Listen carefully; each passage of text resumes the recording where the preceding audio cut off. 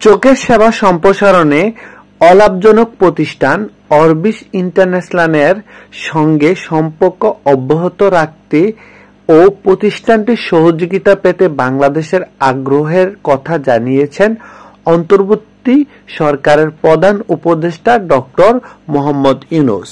Orbis ইন্টারন্যাশনালের president ও CEO Derek হটকির সঙ্গে এক বৈঠকে তিনি বলেন, বাংলাদেশে চোখের সেবা সম্প্রসারণ করতে আমরা অরবিস ইন্টারন্যাশনালের সঙ্গে কাজ করতে প্রস্তুত।